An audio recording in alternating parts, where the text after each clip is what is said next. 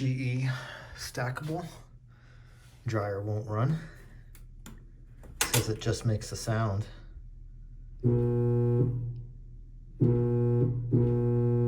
Definitely sounds like a locked up motor, huh? Let's check it out. I've got my amp clamp on the red wire. I'm just gonna make sure that the motor's getting voltage. I know it's the red wire because you see L1 goes to our motor.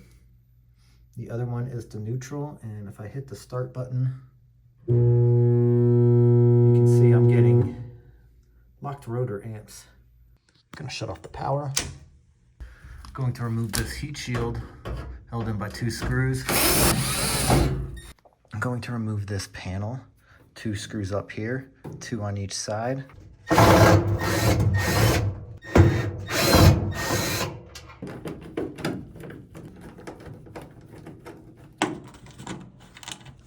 Remove these knobs. They pull straight out.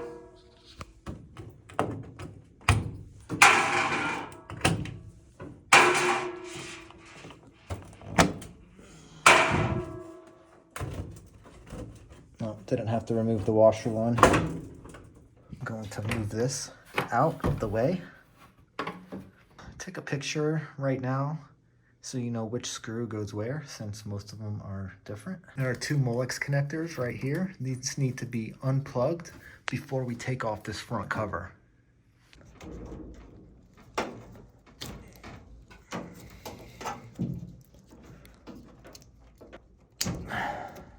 And don't want to forget about this connector. I'm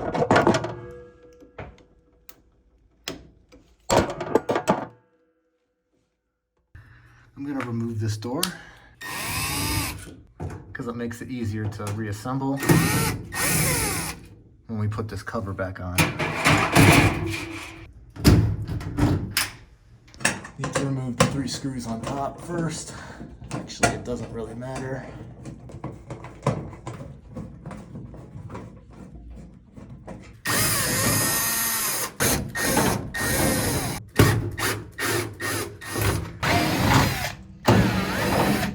I got all the screws I need out to remove this panel. I'm gonna lift up and then pull.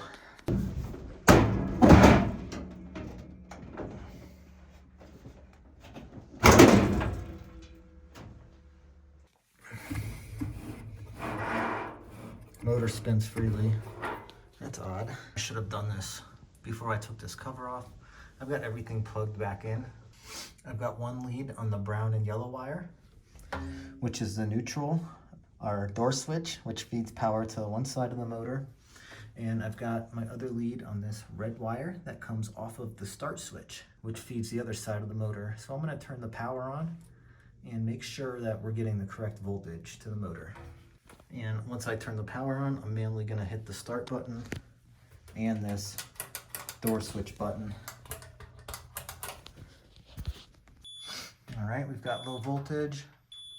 And we got 125 going to the motor. Here's the idler pulley. I'm going to pull this towards me to remove the belt, and then the drum can easily be removed after that.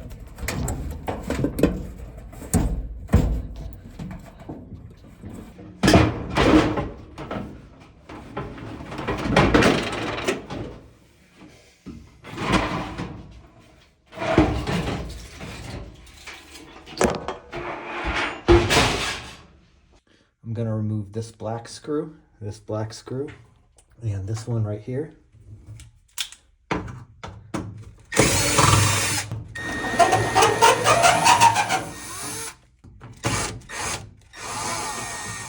Going to remove the main power plug to the motor.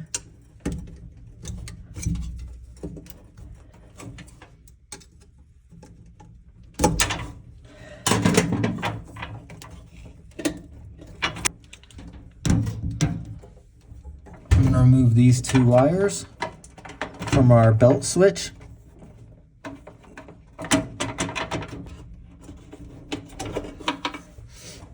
I'm going to remove our idler pulley by lifting up on it and then pulling out.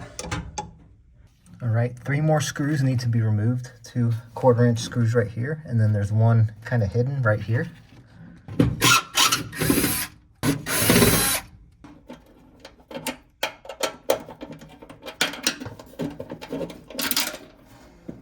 Now our motor should just lift out. Pull, so push and lift.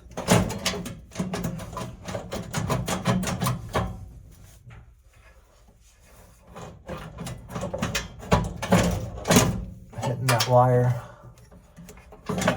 lift, then pull. How about that?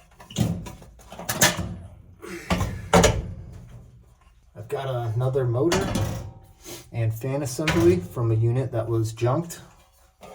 We're gonna install everything in the reverse order that we took it apart. I'm not gonna show all this, I'll just show how to put the belt back on, as it's kind of redundant.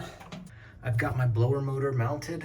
I wanna make sure that nothing's hitting this. Let me show you how to put this idler back in.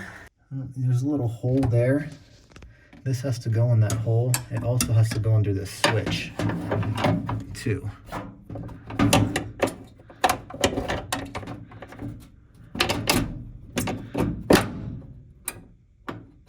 And you can hear it engaging the switch. So if the belt were to ever break, tension would be off and it would not run.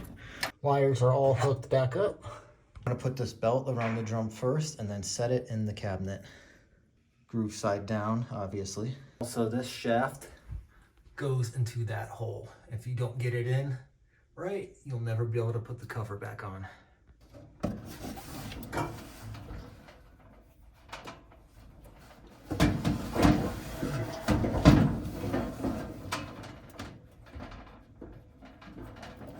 All right, I've got one end under the shaft, and I'm gonna pull this. And then pull this one back.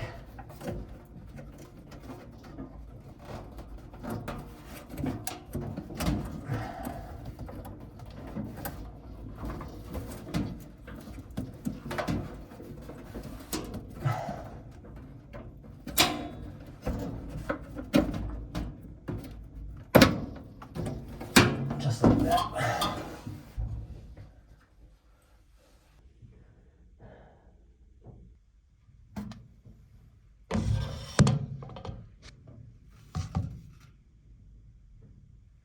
Got everything hooked back up. We're gonna push in this door switch, hit this start button, and we are back in business. Thanks for watching. This fix is done.